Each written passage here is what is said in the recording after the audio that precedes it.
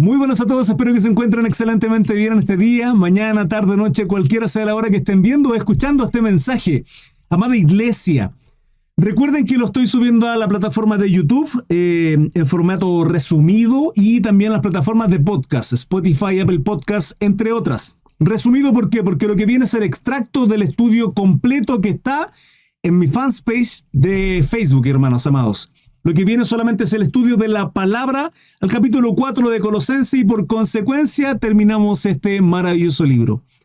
Espero que bendiga su vida y sea edificante, que sin lugar a duda lo es. Es palabra del Señor. Damos lectura, Colosenses capítulo 4, versículo 1, en el nombre del Padre, Hijo y de su Santo Espíritu decimos amén. Bueno, este 4, 1, 2, 3, 4, 5 y 6 viene del título anterior, del capítulo 3, pero lo dejé para este capítulo, con el título Deberes Sociales de la Nueva Vida, donde aprendíamos y donde el Señor nos llevaba a cuáles son nuestras responsabilidades como esposo, como esposa, como padres, como hijos, ¿sí? Cuáles son nuestras responsabilidades, nuestros roles, hermano. Como cristianos no somos cristianos dentro de una congregación, sino 24/7. ¿Qué es eso? Algo sonó. Mi hermano Jonathan, donándome J de Jonathan, como siempre. Muchas gracias, hermanito. Siempre les digo, mis hermanos, agradezco sus bendiciones, agradezco sus saludos, agradezco todos sus cariños, las cositas que me regalan, pero para mí es mucho más importante que podamos inundar las redes sociales, hermanos, compartiendo, ¿sí? Con sus likes, en la pantallita, muchos likes, y compartiéndolo para llegar a otras personas también.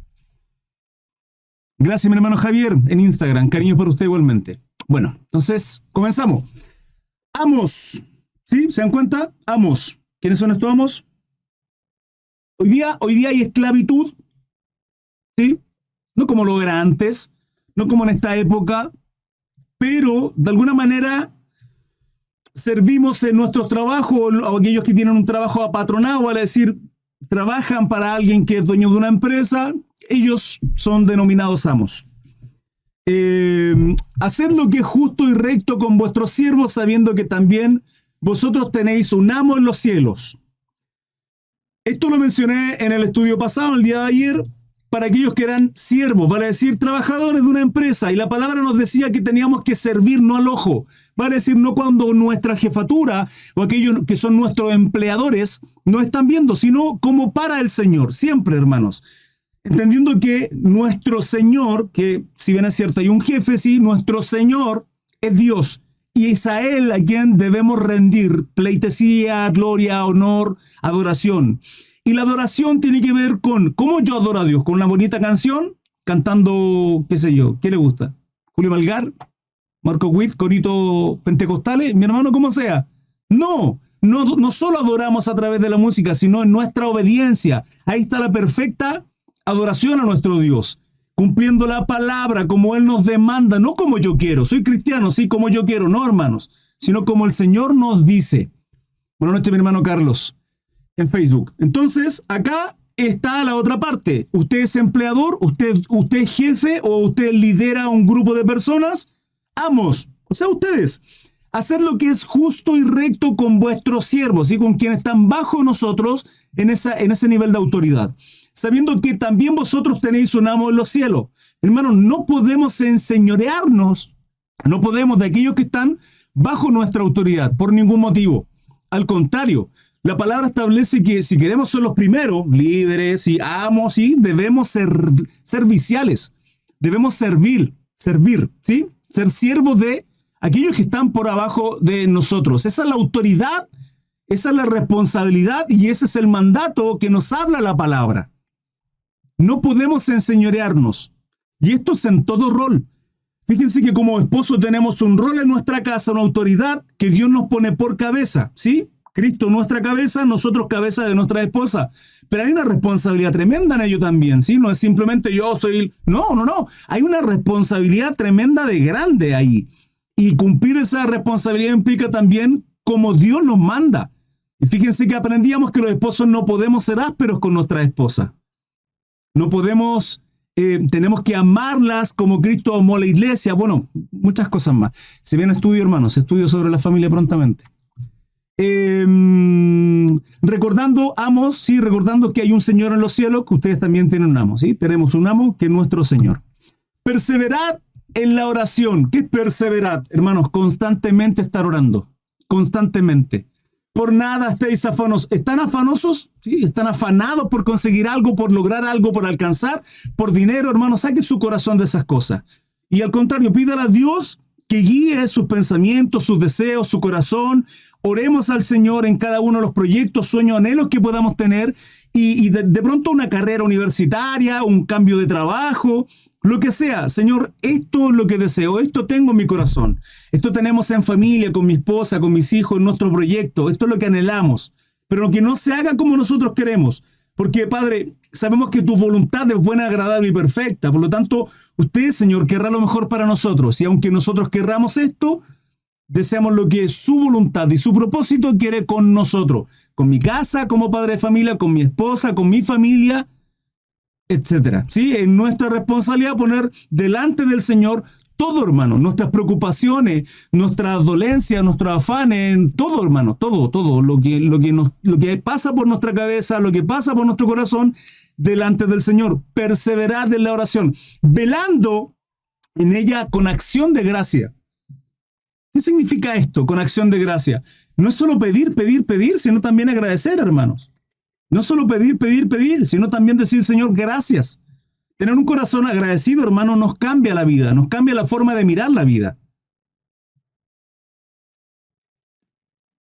Y tal vez usted que me esté viendo, amigo, amiga, quien sea, muy probablemente no lleve una vida en la plenitud de Cristo. Y puedo entenderlo. Generalmente eso ocurre por no tener conocimiento de la palabra, porque la palabra nos enseña que tenemos plenitud de gozo en Cristo Jesús, ¿sí? No andamos como cristianos muertos de la risa todos los días, no somos felices todos los días, hermanos. Llevar la vida en Cristo no se trata de felicidad, sino se trata del gozo de nuestra salvación y de poner nuestra mira en las cosas celestiales, espirituales, no en las cosas de este mundo. Por lo cual, hay situaciones que vamos a vivir y que tienen que ver con pruebas, que tienen que ver con crisis. Pero nosotros como cristianos no vivimos bajo condición, sino bajo posición. Y nuestra posición es que somos hijos del Rey de Reyes. Amén, ya está.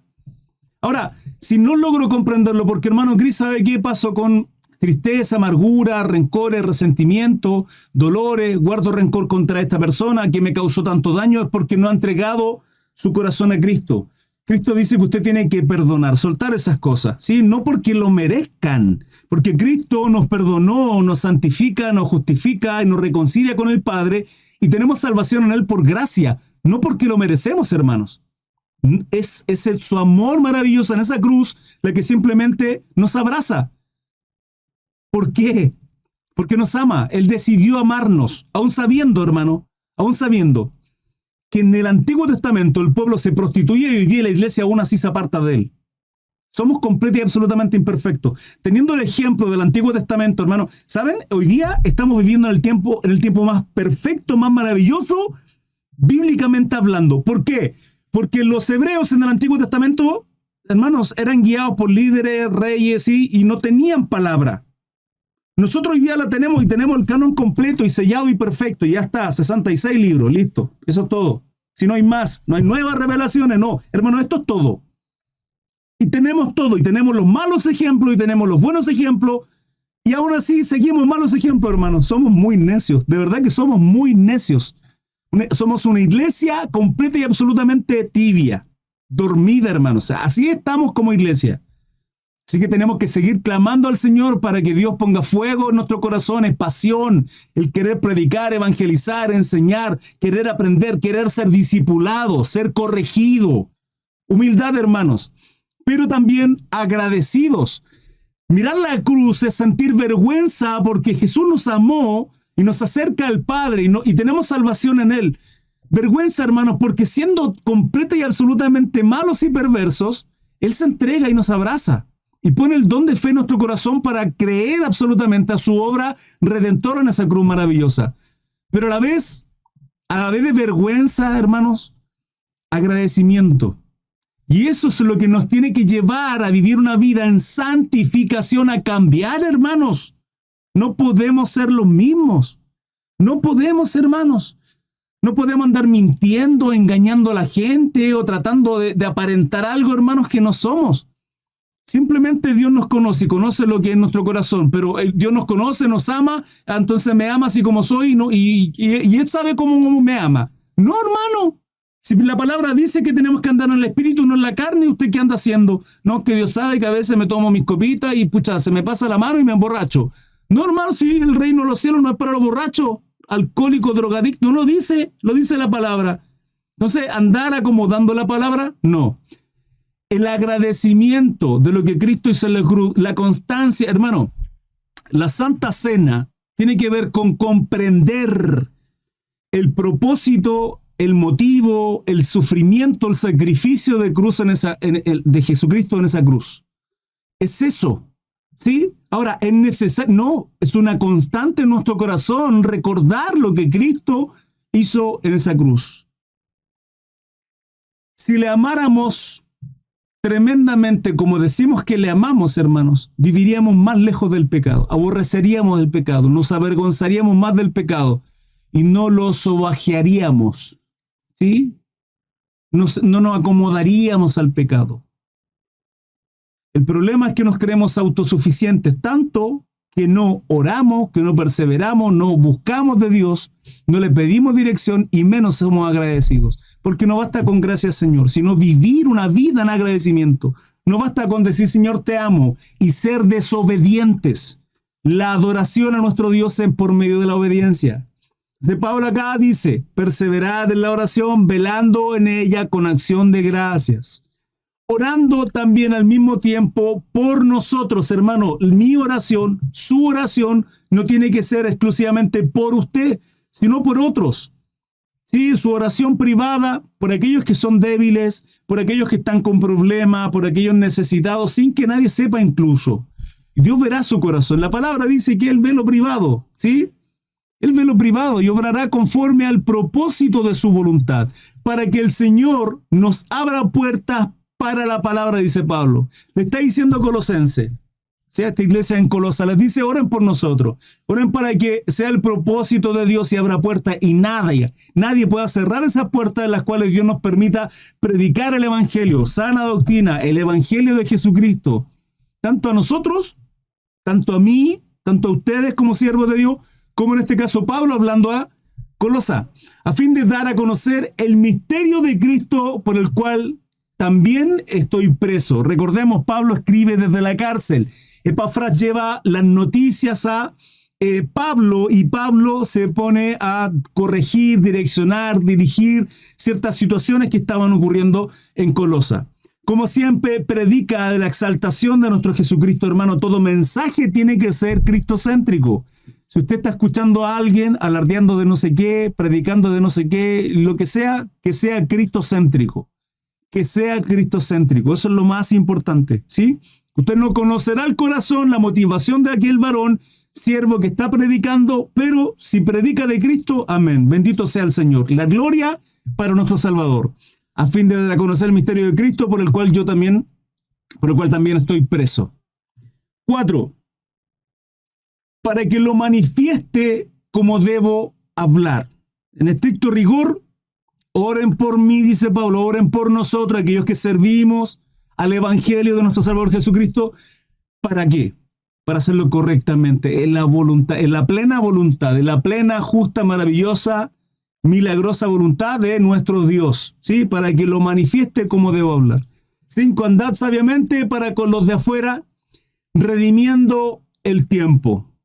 ¿Quiénes son los de afuera? Aquellos que no son cristianos, hermanos amados. ¿Sí? Aquellos que no son cristianos. Compórtense sabiamente, dice la Nueva Versión Internacional, con los que no creen en Cristo.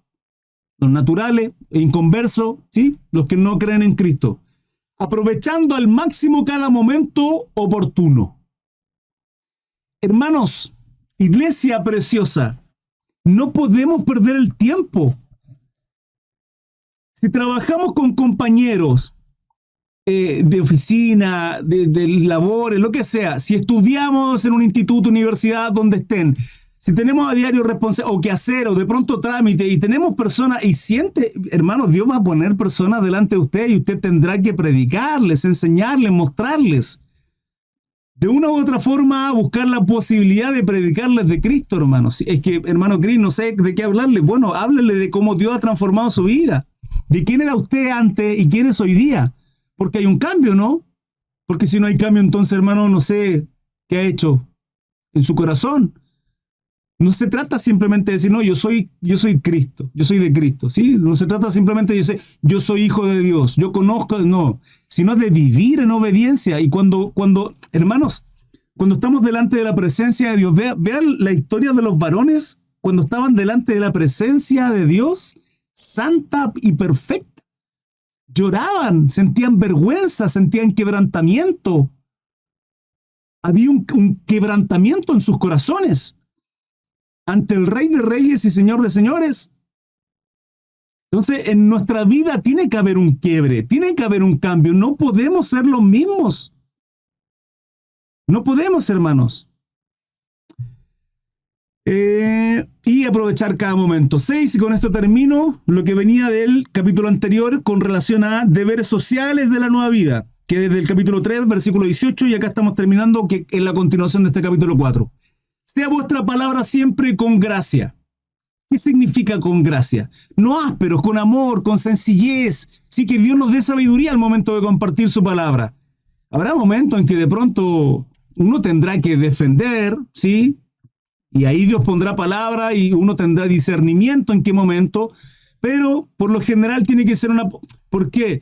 Hermano, porque ser cristianos implica una vida de piedad, misericordia, amor por sobre todo, pero comprendiendo, hermanos, que usted y yo somos perfectos. Es más, somos perfectamente imperfectos. O sea, somos perfectamente imperfectos, si esa es la verdad.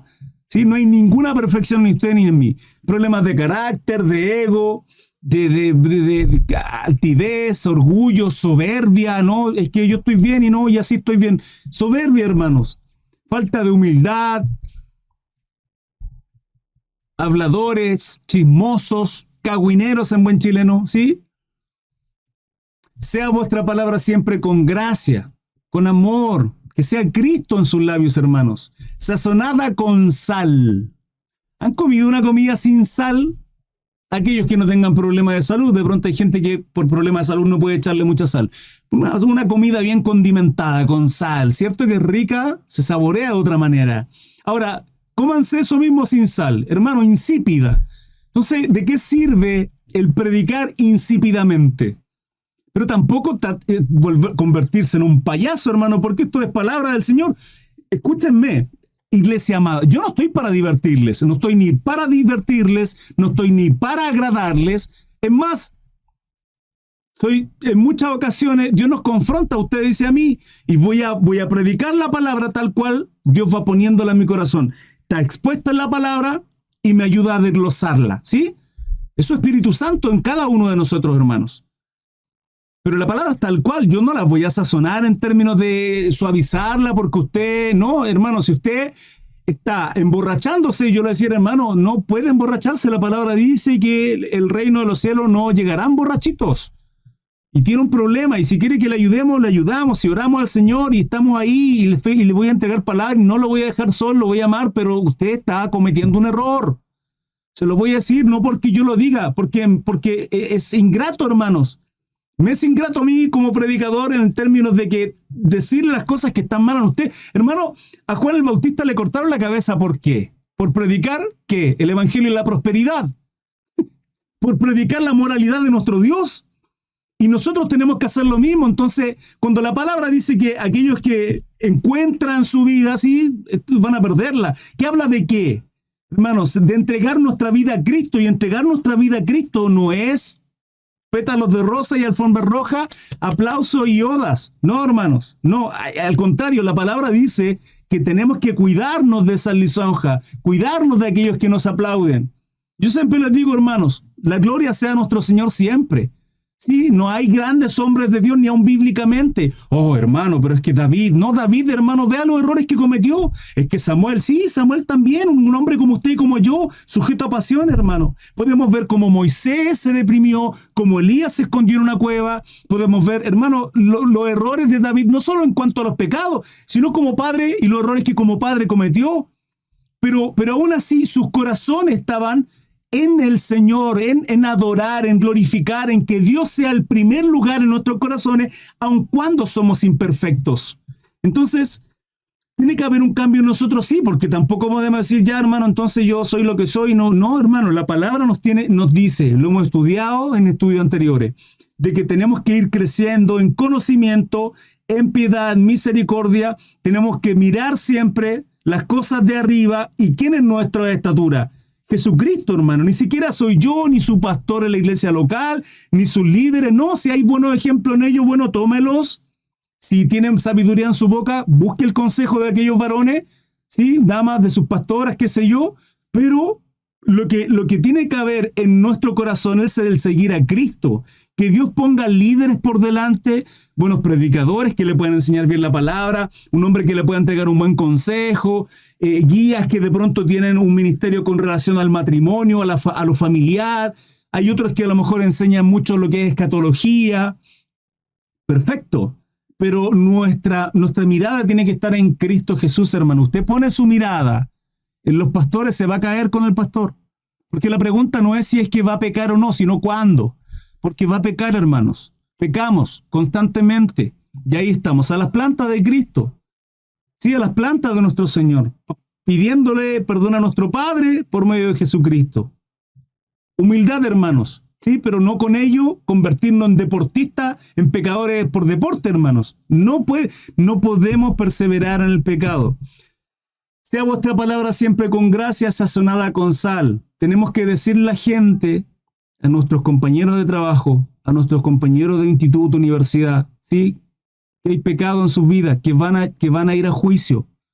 Hermano, el evangelio es Jesucristo. Significa que las buenas noticias son Jesucristo. Se van a ir al infierno, Dios los va a juzgar porque han hecho lo que han querido ante toda la vida, cuando Dios tenía un propósito para cada uno de nosotros. Y ese propósito es adorarle. Nos creó para adorarle. Pero hemos vivido una vida en nuestro pasado constantemente en base a ¿qué? A vivir como queremos, lejos de Dios, a nuestra manera, en pecado. Y por consecuencia merecemos juicio de Dios. Pero en Cristo Jesús somos salvos. Porque toda la ley, hermanos, toda la palabra, toda, bendita Torá, Tanaj, Antiguo Testamento, Biblia de los Hebreos, toda completa apunta al único medio de salvación. No es por obras, no es para que nadie se gloríe, no es porque todo lo que usted venda, entregue o dé a los pobres, no, hermanos, es por Jesucristo nuestro Salvador. Por tanto, de esa manera tenemos que predicar. La predicación es, usted es pecador, ¿sí? Y comprender qué es lo que significa eso. Pero también hablar no solo esto de y casi atormentar a la gente, sino de hablar de las cosas bonitas, hermanos, de la libertad que tenemos en Cristo, de aquellos vicios de los cuales Dios nos apartó, del rencor, de la rabia, de la ira, de los dolores que sufríamos, de pronto el quebranto, ¿sí? Si tu padre y tu madre te abandonaron. Con todo y Jehová nos ha tomado, nos ha sido, Él nos ha acompañado en todo momento, y que en cada una de las situaciones tristes que vivimos, Dios siempre estuvo ahí, me apartó al día de hoy para poder vivir una vida conforme a la gratitud, a la plena gracia en Cristo Jesús. Entonces, hablar de el juicio, del pecado, de las cosas que Dios no le agradan, las cuales Dios aborrece, pero sazonadas con sal, ¿sí? Para que sepáis cómo debéis responder a cada uno. ¿Cómo debéis responder a cada uno? Ojo que no todos necesitan la misma respuesta. No todos. Hermanos amados, dudas, preguntas, consultas con referente a estos 6 versículos que hemos leído, que es la continuación del título anterior. Les leo. Colosenses 4:7 dice, todo lo que a mí se refiere os lo hará saber Tíquico, amado hermano y fiel ministro. Qué bonitas palabras de Pablo, de aquel varón, ¿sí? Qué bonitas palabras. Y consiervo en el Señor. ¿Somos fieles ministros? ¿O alardeamos simplemente? No, yo soy cristiano. No, yo soy mesiánico. No, yo soy pentecostal. No, yo soy... ¿Y cuáles son sus frutos? ¿Hay fruto? ¿Hay fruto en usted? ¿De la obra? ¿Hay un quebrantamiento? ¿Hay humildad o hay soberbia? ¿O viene a alardear soberbiamente en el chat de que tiene mucho conocimiento e imponer? Hermano, yo no le impongo a nadie acá. Yo lo que explico simplemente es lo que dice la palabra. ¿Sí? Amado hermano y fiel ministro. Fiel ministro, una persona que hace constantemente la obra, el trabajo de ¿qué? De predicar, de servir, de entregarse por el evangelio, de predicar a Jesucristo. Sí. Hermanos, esa es nuestra responsabilidad y consiervo en el Señor. El cual he enviado a vosotros para esto mismo, para que conozca lo que a vosotros se refiere y conforte vuestros corazones. Esa es la labor, ¿sí? Mensajero, el cual he enviado a vosotros para esto mismo, para que conozca lo que a vosotros se refiere y conforte vuestros corazones. Con Onésimo, amado y fiel hermano, que es uno de vosotros. Todo lo que acá pasa os lo harán saber. ¿Por qué Pablo explica esto? Porque le he mencionado en otra ocasión, hermanos, que el cuerpo de Cristo, la iglesia de Cristo, Cristo la cabeza, la iglesia es el cuerpo. Muchos miembros, ¿sí? Muchos miembros. Algunos somos brazos, otros piernas, otros boca, oreja, etc. Todo el cuerpo tiene muchos miembros, pero solo una cabeza. Nuestra cabeza es nuestro Salvador Jesucristo. Cuando uno de mis miembros le pasa algo, qué sé yo, sufro un corte, una herida, me golpeo. He puesto como ilustración en otras ocasiones cuando de pronto me levanto en la noche, hago tomar un vaso de agua, lo que sea, y me golpeo con algo y me duele el pie o el dedo chico y comienzo a cojear, ¿sí? Y está ese dolor constante, hermano. Por muy pequeño que sea el dedo del pie, casi insignificante, hermano, hay un dolor. Todo el cuerpo se adolece, todo el cuerpo se duele. Sí, hay algo ahí. Y Pablo, cuando habla estas palabras, cuando explica de aquellos varones consiervos que lo envía como mensajero para traer esa información de qué, del estatus, de las situaciones que se están viviendo tanto en la iglesia en Colosa como en el mismo Pablo. Recordemos, Pablo estaba preso, hermanos. Estaba preso. Entonces, hay una preocupación por alguien, por un siervo del Señor que está ahí, que está con problemas, que está con una dificultad.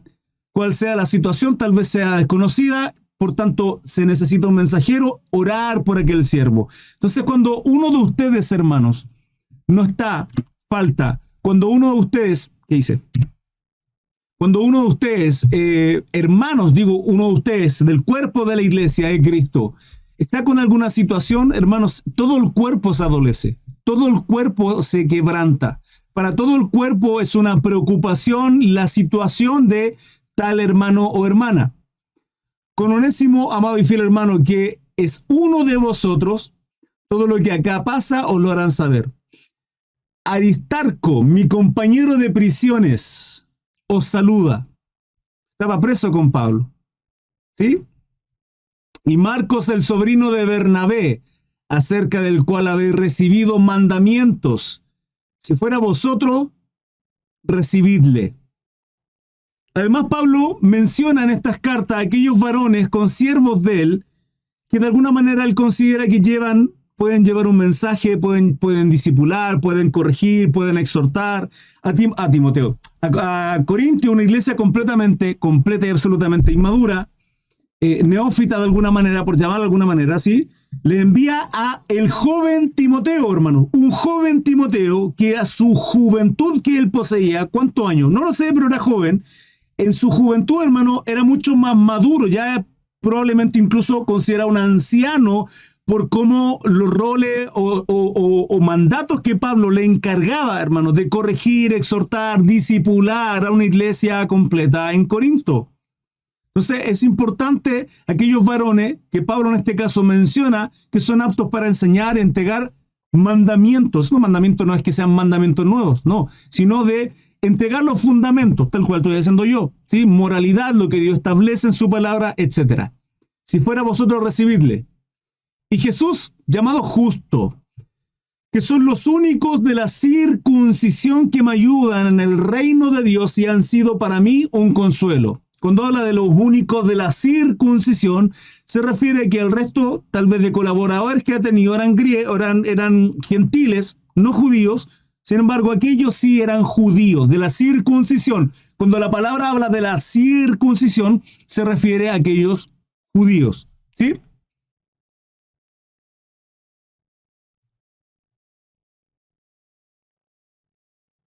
Creo que son nombres de sus amigos de Pablo, según veo en cada carta, que son consiervos.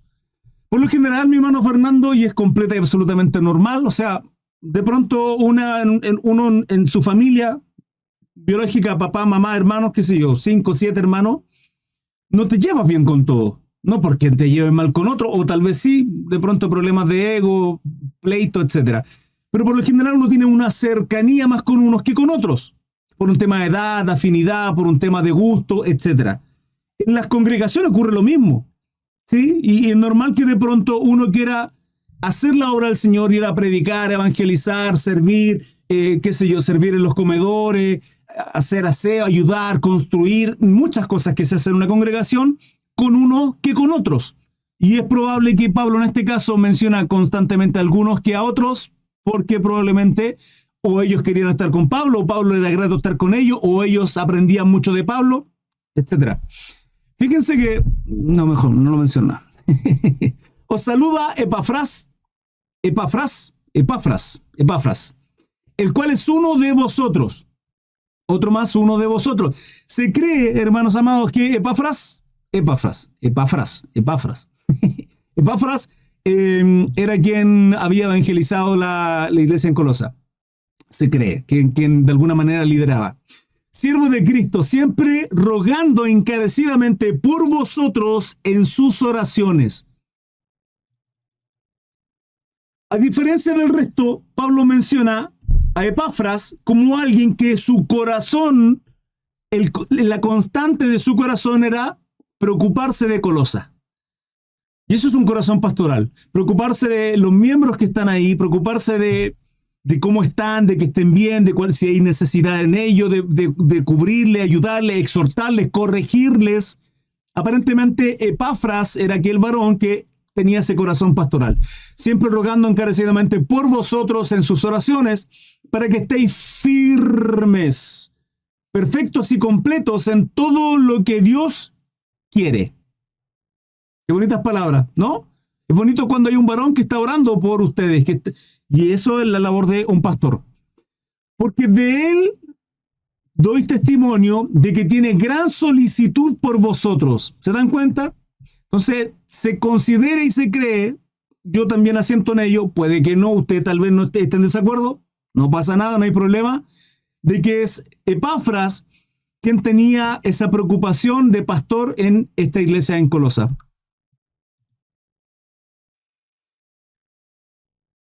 Y por los que están en la Odisea y los que están en Hierápolis. Había una preocupación aún mayor incluso. Os saluda Lucas el médico amado y demás. ¿Quién es Lucas el médico amado? El mismo que escribió Lucas y que posteriormente escribió Hechos. Que más que Hechos de los Apóstoles, debería llamarse Hechos del Espíritu Santo, porque es el Espíritu Santo en cada uno de esos siervos que están en el libro de los Hechos. Lucas es el evangelio de Lucas, consiervo de Pablo, no apóstol. Lucas no fue apóstol. Lucas fue un siervo, compañero, ayudante, consiervo, ¿sí?, de Pablo, médico, quien escribe Lucas, el cual se basa en Jesucristo, el evangelio de Jesucristo, ¿sí? Y luego Hechos, los hechos del Espíritu Santo obrando en cada uno de los varones que está narrado en ese libro. Os saludan a los hermanos que están en la Odisea y a Ninfas y a la iglesia que está en su casa. Hermanos, las iglesias en el Antiguo Testamento, en el Nuevo Testamento, el origen de las iglesias nacieron así. Nacieron donde un apóstol y un evangelista llegaba, predicaba, enseñaba a Cristo Jesús. Dios ponía el obrar en sus corazones, ponía el don de fe, se quedaban con ellos un tiempo, enseñaban las doctrinas, ¿sí? Eso hacía un apóstol, ¿sí? Y luego partía a otro lugar y plantaba otra iglesia, y partía a otro lugar y plantaba otra iglesia. Entonces, en esa iglesia que quedaba ahí, iglesia, nótese bien, iglesia casa. O sea, 2, 3 miembros, 5 miembros, y que al poco tiempo iba creciendo. Hermanos, es así como se forman las iglesias. Es así como se formaban las iglesias.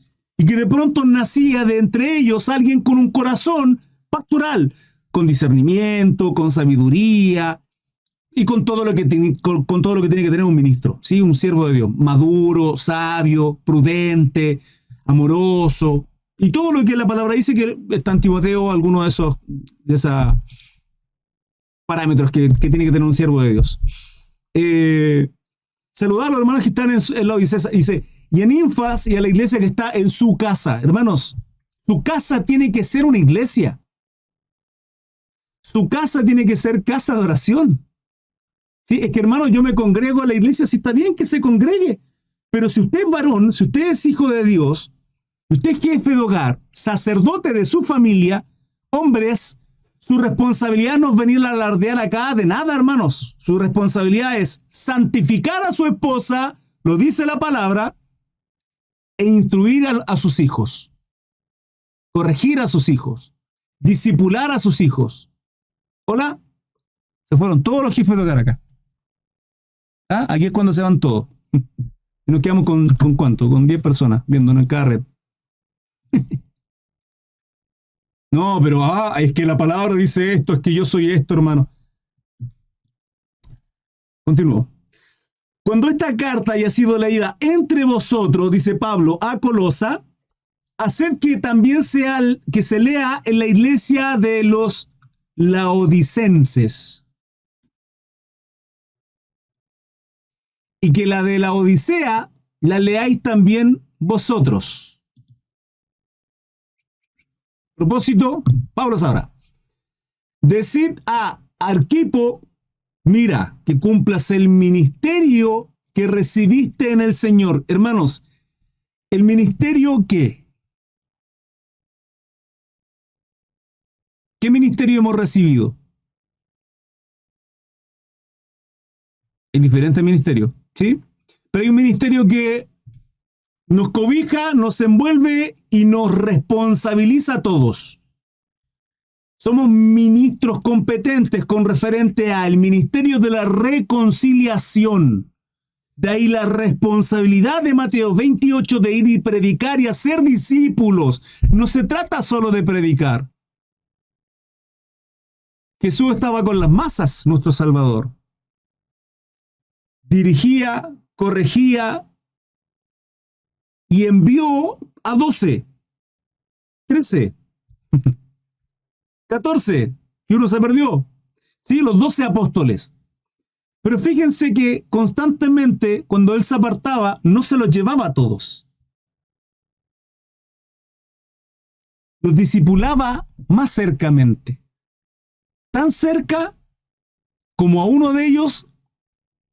Hermanos, ¿saben lo que fue para aquel varón escuchar los latidos del maestro?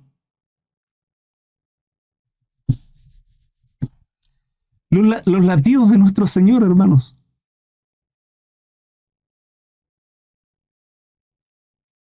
Su corazón. Tal cercanía tenía. Correcto, Iván Faría. Correcto, mi hermano Iván. Juan. El único, hermanos. El único que escuchó los latidos del maestro. El único. Entonces mi hermano Fernando, pastor, va a dirigir una congregación, una iglesia, y tiene que estar dispuesto a todas las ovejas. Pero generalmente siempre hay quienes, 2, 3, 4, qué sé yo, son más cercanos y están ahí como sombra, aprendiendo de todo, siendo discipulado y en humildad y aún viendo los defectos, los errores del maestro. ¿Sí? Y le puede corregir, absolutamente puede corregirle. Pastor, ¿cómo qué? Como si fuera su padre. Lo dice la palabra. Hermanos, tenemos que juzgarlo todo. Y con amor y con... Sí, pastor, ¿sabe qué? Mire. Pero aprendiendo, con humildad, con cariño. Entonces, ese pastor no va a tener esa cercanía con todo el mundo, con toda la congregación. Su corazón es estar y cuidar y amar y bendecir y cobijar y resguardar y proteger y vigilar y ser atalaya con cada uno de aquellos que son la grey del Señor y que Dios lo puso ahí responsablemente, porque le nace en su corazón. Pero no con todos va a tener esa cercanía, hermano. Jesucristo no tenía esa cercanía con todos. No la tenía con todos. Bendiciones, Ronald. Primito. No la tenía con todos. Decida al equipo, mirad que cumplas el ministerio que recibiste en el Señor. ¿Cuál es su ministerio, hermano? ¿Cuál es el propósito? ¿Sí? El propósito general de Dios como creador a la creación es que toda la creación le adora. Toda la creación le adora. Hermano, toda, completa. ¿Sí? Todo alaba a Jehová. Aleluya. A nuestro Jehová, creador de los cielos y la tierra. Todo adora a nuestro Dios. Y nosotros somos parte de su creación para adorarle. ¿Qué hacemos? ¿Alardeando de qué, hermanos? ¿Alardeando de qué? Si somos simplemente barro. Y de lo vil y despreciado de ahí nos tomó. ¿De qué vamos a alardear, hermanos? ¿De qué vamos a alardear? Por el contrario, seamos obedientes y adorémosle mediante esa obediencia y el ministerio que hemos recibido. La salutación de mi propia mano de Pablo. Acordaos de mis prisiones. La gracia sea con vosotros. Amén. La constante de Pablo es sellar las cartas, sellarla en términos de, soy yo, en mi firma. ¿Sí? Mi firma es yo escribiendo con estas grandes letras. Pablo constantemente lo hace en cada una de sus cartas, recordando que Pablo no es quien escribe estas cartas. Literalmente Pablo no las escribía. Tenía un escribano, tenía alguien que redactaba y escribía. Y Pablo iba redactando y esa persona iba escribiendo. ¿Me explico? Y Pablo termina acá Colosenses con ese escrito. Hermanos amados, dudas, preguntas, consultas. Estoy a su servicio. Idealmente, por favor, se los ruego, con referente al tema. Y eso, hermanos amados, así finaliza esta preciosa carta y con mucha ansiedad de comenzar Primera de Tesalonicenses y posterior Segunda de Tesalonicenses. Se viene un tema tremendo ahí, principalmente que tiene que ver con el arrebatamiento, la segunda venida de nuestro Salvador Jesucristo. Se viene interesante. Si quieren participar en los estudios bíblicos en vivo e en directo, 21 a 15, inicio de transmisiones. Instagram, TikTok, Facebook y YouTube. Hermanos, todos los días, a excepción del sábado. Así que serán bienvenidos. Gracias por su like. Gracias por aquellos que están suscritos. Que compartan mi contenido. Dios les bendiga. Que tengan un bonito día. Hasta luego. Chao, chao.